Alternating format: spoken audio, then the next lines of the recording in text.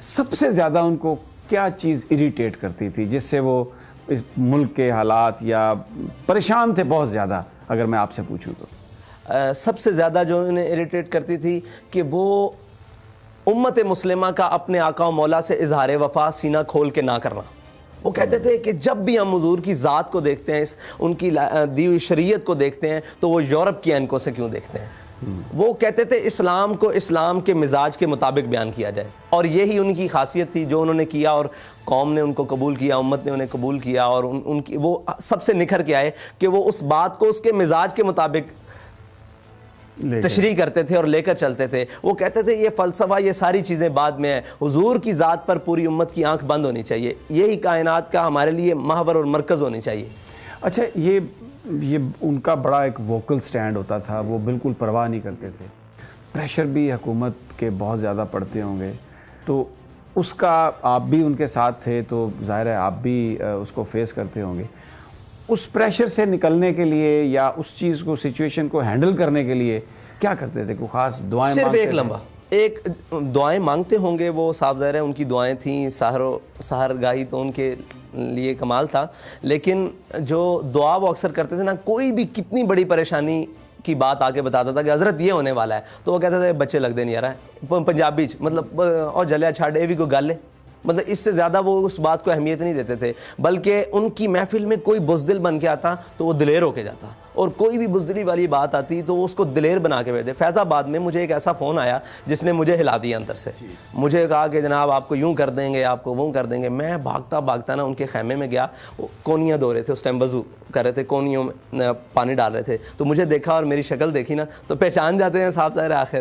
تو مجھے دیکھا تو کہنے لگے کیا ہوا ہے؟ میں نے کہا جی ایسے تھے. کہتے ہیں جلیا یہ بھی کوئی گل ہے، جدو اسی کہنے حضور دے نا تے مرن آئے بیٹھے تھے، کدو مرنا؟ آج موقع مل جاوے تو اس تو بعد بات. تو میں باہر نکلا، مجھے ایسے لگتا تھا میں دو عالم سے ٹکرا جاؤں گا. مجھے یقین جانے صرف ان کی اتنی سی بات کے بعد مجھے یہ حوصلہ مل گیا کہ ایسے لگتا تھا دو عالم سے ٹکرا. اور کوئی بھی بات ان کی محفل میں چھوٹی کرتا، گری ہوئی کرتا یا بزدلی والی بات کرتا، اس کو دلیری کی باتیں سناتے، اس کو دلیری کی باتیں سناتے. اور وہ جو دلیری آپ نے ان کی گفتگو سے سنی ہے وہی دلیری ہے، اور جو ان کے آپ نے اعمال سے دیکھا ہے اور ان کے کام سے دیکھا ہے وہ دلیری. آپ کی انہوں نے پرورش کی، پورا آپ کو سب کچھ سکھایا، آپ نے انہی سے سارا علم سیکھا. شعر وہ بڑے پڑھتے تھے. آپ کے ساتھ بھی کبھی اس طرح کی کوئی انہوں نے ہوتا تھا مقابلہ؟ جی میرے ساتھ ایک میں نے علامہ اقبال کا شعر پڑھا، اس کے اندر میں نے اضافت غلط کر دی. میں نے جان بوجھ کے غلط کر دی؟ نہیں، میں ویسے بول جی میرے علم میں نہیں تھی یہ بات. میں نے تو اپنے طور پر میں نے کہا جی میں نے یہ شعر یاد کیا ہے، تو یہ شعر میں نے اضافت غلط کی. رقابت علم و عرفاں ہے تو میں نے رقابت علم و عرفاں کہہ دیا.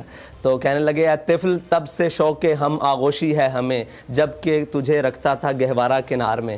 کہ ہمیں تب سے یہ کام آیا کہ جب تو اتنا چھوٹا سا تھا نا، یہ تو پہلے بیٹھو سیکھو. پھر ہم نے حضرت سے سبکن اقبال پڑھا. اور اقبال کہ وہ اتنے بڑے شہدائی تھے، اور اقبال وہ کہتے تھے لوگوں نے اقبال کو یہی پڑھا ہے، چین و عرب ہمارا ہے، ہندوستان ہے ہمارا. اقبال اس سے آگے کی چیز ہے، اور وہ حضور کی بات بڑی سینہ کھول کے کرتا ہے. اور آ کے جو پڑھے لکھے لوگ تھے انہیں مجلس میں کھول کے کہتے تھے یہ ذرا دیکھنا اقبال نے کیا لکھا ہے. کہتے تھے اگر یہ ہم ممبر پہ بیان کریں تو لوگ ہمیں ماریں گے. لوگ کہتے ہیں مولوی سخت ہے، اقبال سے بڑا مولوی کون ہے؟ اقبال سے فرمایا حضور کے دین کی جس کو سمجھ آ جائے نا، وہ ساری کائنات میں آگے نکل جاتا ہے. اس بات کو سمجھنے کی ضرورت ہے. اور وہ اس فوکس پہ، اس مطلب بات پہ فوکس دیتے تھے کہ حضور کے دین اور حضور کے فرامین میں امت مسلمہ کی کامیابی ہے، نہ کہ یہ دائیں بائیں ہمارا دوڑنا.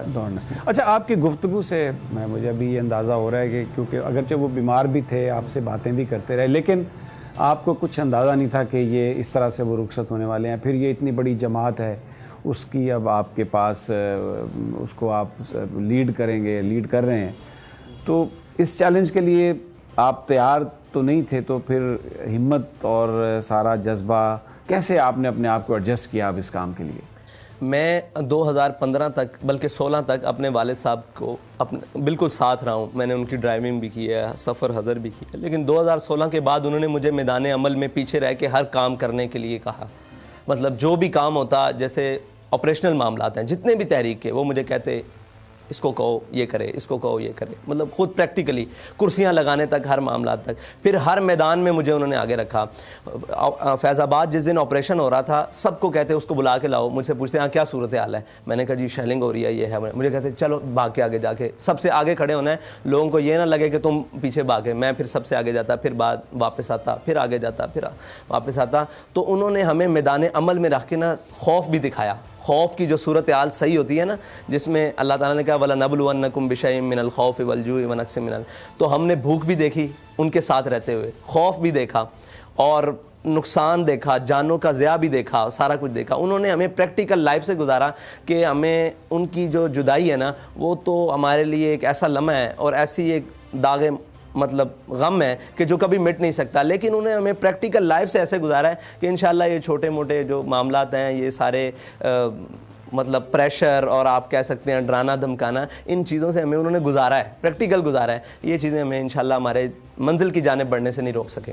اچھا, اب کیونکہ ہر نظر آپ کی طرف ہے, اور جس احتجاج کی وجہ سے یعنی وہ بیمار تھے اور اس احتجاج میں انہوں نے شرکت کی, پھر وہ اس دنیا سے بھی چلے گئے, ایک معاہدہ ہوا تھا گورنمنٹ کے اور تحریک لبیک کے بیچ میں. پوری جو اس وقت نوجوان پاکستان کے ہیں وہ اسی کی طرف دیکھ رہے ہیں, سوشل میڈیا پر بھی ہے, 16 یا 15 شاید اس کی تاریخ ہے اگلے ماہ کی. تو کوئی حکومت سے کوئی بات چیت ہو رہی ہے اس حوالے سے؟ جی, ہمارے نمائندگان کی ان سے کافی ساری بیٹھک ہوئی ہے, تو وہ ہم سے پوچھتے ہیں کہ آپ کا ارادہ کیا ہے. ہمارا سوال ان سے صرف اتنا ہے کہ آپ نے ہمارے معاہدے کے حوالے سے عملی اقدامات کیا کیے ہیں. اگر آپ مطمئن کر لیں, ہمیں دکھائیں کہ ہم نے یہ عملی اقدامات ناموس رسالت کے لیے جو ہم نے آپ سے وعدہ کیا وہاں تک کیے, سفیر کو نکالنے کے معاملات, مصنوعات کے بائیکاٹ کے معاملات, تو ہم دیکھیں گے کہ ہم نے آگے کیسے چلنا ہے. اگر وہ ہمیں بالکل اندھیرے میں رکھتے ہیں, اور جو ظاہراً ان کی لگ رہا ہے کہ وہ علماء کو مشاورت کے لیے بلا رہے ہیں دھرنے کے, میں نے کہا دھرنے کے لیے مشاورت نہیں کریں, آپ معاہدے کے لیے مشاورت کریں. تو معاہدے کے لیے مشاورت کے لیے آپ نے ایک قوم سے معاہدہ کیا ہے, انہوں نے اپنی جانیں ہاتھ پہ رکھ کر آپ کے ساتھ احتجاج کیا اور روڈ بلاک کیا ہے, اور آپ نے سنی نہیں بات. جب آپ کی ہر چیز مکمل بلاک ہو جاتی ہے تب آپ بات سنتے ہیں. تو ہم ابھی بھی خواہش کرتے ہیں کہ وہ ہماری بات پہلے سنیں. ابھی ان کے پاس وقت ہے, 1 ماہ کا وقت ہے, اس کے اوپر عملی اقدامات نہ کریں. اگر نہیں کریں گے تو پھر ہمارے والد صاحب کی سنت ہمارے سامنے بالکل واضح طور پر موجود ہے, ہم اسی ٹریک پر چلیں گے. اس کے لیے ہمیں جو بھی مطلب قیمت اٹھانی پڑے وہ بالکل ہے, کہ مسلمان کے لیے سب سے بڑی بات یہ ہے کہ وہ اپنے آقا و مولا صلی اللہ علیہ وسلم کے نام گرامی پر اپنی جان دے دے. اس سے بڑی کوئی نہیں. آپ دیکھیں کہ ایک عالم ہو, ایک مذہبی آدمی ہو, اس کا سٹانس بھی ناموس رسالت پر وہی ہوتا ہے, اور ایک جس نے کبھی مسجد کی طرف منہ بھی نہ کیا وہ, اس کا سٹانس بھی ایک ہوتا ہے. کیونکہ علامہ اقبال کہہ گیا کہ وہ فاقہ کش جو موت سے ڈرتا نہیں ذرا, روح محمد اس کے بدن, یہ روح محمد ہے, حضور کی ذات جو ہے نا یہ روح محمد ہے. اس کی ان کی ناموس اور ختم نبوت کے اوپر جو بھی کوئی معاملہ ہوگا نا, یہ امت کھڑی ہوگی, اور امت کا اکٹھا ہونے کا سبب بھی یہی ہے. ورنہ علامہ خادم حسین رضوی نے نہ پیسے بانٹے ہیں, نہ کوئی اور معاملات کیے ہیں, نہ جائیدادیں ان کے پاس تھیں, نہ کوئی ایسی چیزیں تھیں. انہوں نے حضور کی بات کی, اور وہ روح جو ہے نا, روح محمد, وہ امت کے دلوں میں دماغوں میں دوبارہ پھونکی ہے, تو امت دوبارہ اکٹھی ہوگی. اور اس سٹانس کے لیے انشاءاللہ ہم آخری حد تک جانے کے لیے تیار ہیں. ہم حکومت ہمارے ساتھ معاہدہ کرے جو اس نے بات کی, اگر نہیں کرے گی تو پھر ہمارے پاس دوسرا راستہ ہے جو ہمارا قانونی آئینی سارے حق ہیں. سبسکرائب کریں اور بیل دبائیں تاکہ کوئی خبر رہ نہ جائے.